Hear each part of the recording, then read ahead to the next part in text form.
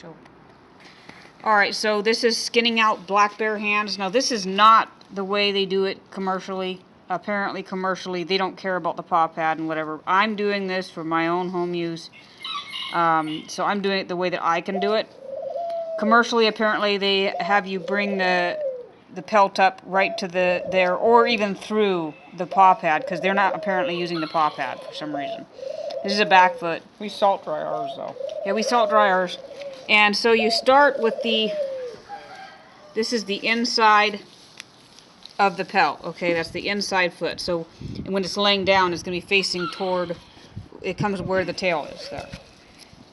So the way I do it, and the only way I found I can do it, is to cut the flesh away all the way up to almost to the nail, because otherwise you don't have the give that you need to get it to release.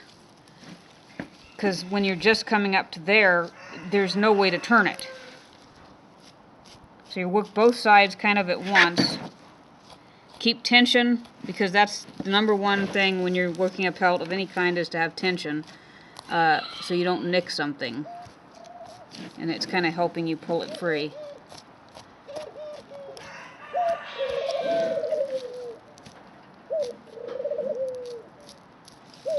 And you want to get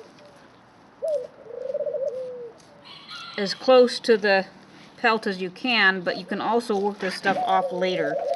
But it is easier at the time to work off as much as you can, keeping it on the bones.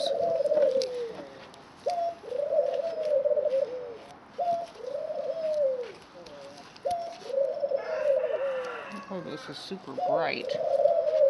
Sometimes too dark, sometimes too bright.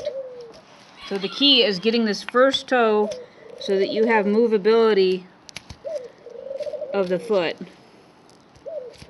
It immediately opens that up to being able to have the rest flexible. Okay, so we need to work a little bit more off so that we can.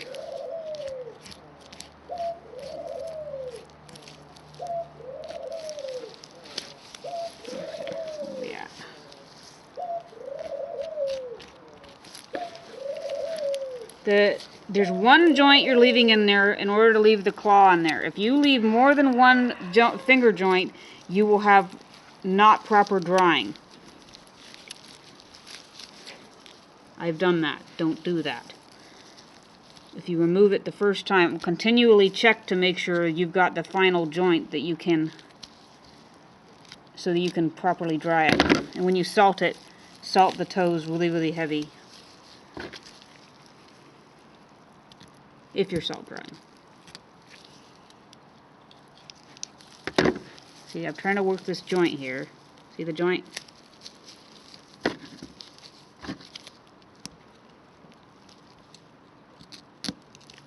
Again, we're wearing gloves. Wild animal. Unknown health.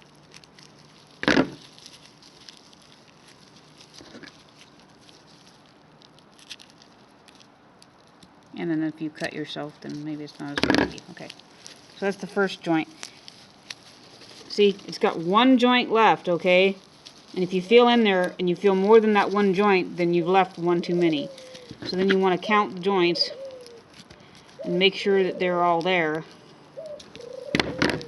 You got this joint ball there and one there. That's two on the first finger.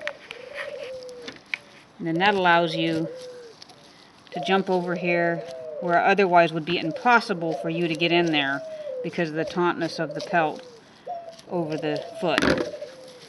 And come in from the side, the top, and the bottom. And then because the back pad is so thick, we'll just go ahead and start trying to release this up here. This is just a cushion of fat on there.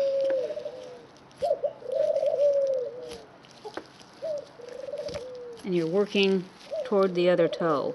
You're just getting enough and kind of pull it against the pelt. See how it's all taut on there? Try not to, in between the toes and on the pad there, try not to nick it. It's not the end of the world. You're not going to be able to see it very good on there. if you nick it, but try not to. Yeah, pulling against the pelt. Wherever you see its taunt there. So you can give yourself more leeway. See, there's all those tendons and stuff. Very interesting. It's too bright. You can't see that, and you probably can't see what I'm doing.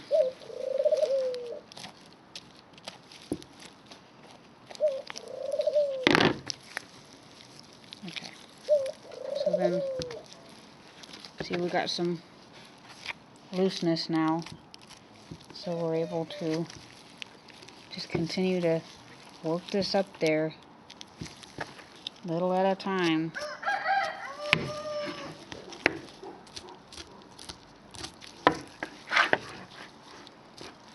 Wearing it away. The paw pad isn't real flexible, so it's resisting.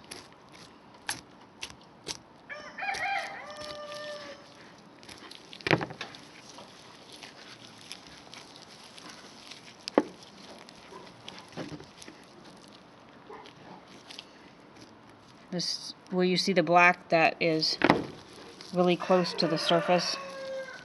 The bear's hair is actually embedded directly in the fat. So when you're skinning him, you're just not going to get all the fat because it's embedded, and if you try to go too deep, then you're going to cut into your hide.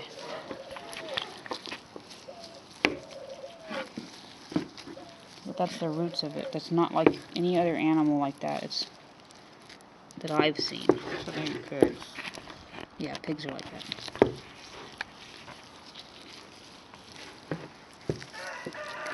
You're just doing a lot of hijinks trying to free it and get enough tension. See how that when it's tense like that, that's when you can really get some progress. And move on again.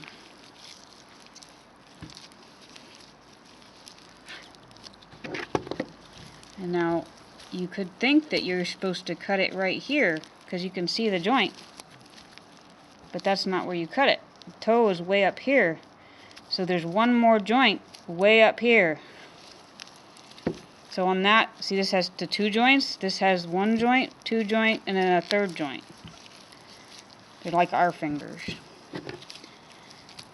They ascend, get bigger and bigger.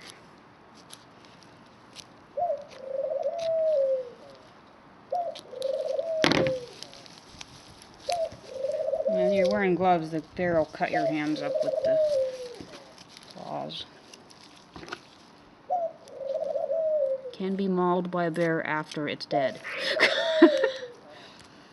We have them hang on the wall, and we get mauled by them all the time. They grab you when you walk by.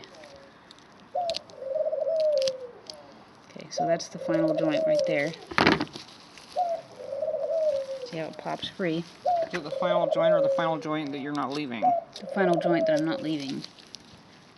If you leave that joint and you're way back here, it's too much in there and it will ruin your pelt. It won't dry. In my experience. Okay, so see, here inside of here, you've got one little joint left. That's the tendon that connects it.